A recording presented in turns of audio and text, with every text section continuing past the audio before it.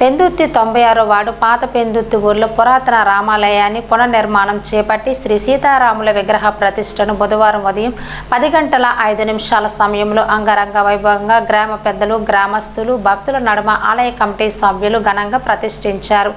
విగ్రహ ప్రతిష్టకు స్వామివారి ప్రతిమలకు గత 3 రోజులుగా పండితులచే ప్రత్యేక పూజలు నిర్వహించి మంగళవారం నాడు స్వామివారి ఉత్సవ మూర్తులను అత్యంత వైభవంగా ఘనంగా ఊరేగించారు.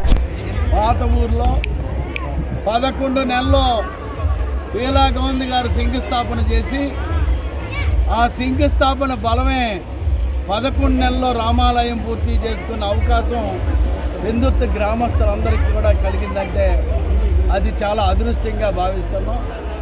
ఈరోజు రేపు దేవుడు శంకుస్థాపన ప్రతిష్ఠ జరుగుతుంది.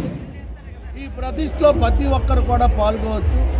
ప్రతి ఒక్కరు కూడా 10 గంటలకి దేవుణ్ణి యంత్రాల ద్వారా పెట్టి దేవుణ్ణి రేపు ప్రతిష్ఠిస్తున్నారు. ప్రతి భక్తులు కూడా ఈ రామాలయాన్ని చూసే భాగ్యం కలగాలి. ఎందుకంటే శిల్పుల్లో గతంలో రాయితో చెక్కితే సిమెంటుతో అంత శిల్పు చేసే భాగ్యం మన పెందుర్తిలో కలిగింది. ఈ పెందుర్తికే కాదు, ఈ చుట్టుపక్కల ఉన్న విలేజ్లందరికీ కూడా పెందుర్తి ముఖ చిత్రంగా భగవంతుడిని పూజ చేసుకునేందుకు ప్రతి ఒక్కరిని రమ్మని కోరుచు ప్రతి ఒక్కరికి ఆహ్వానంగా ఈవేళ చెప్తున్నది.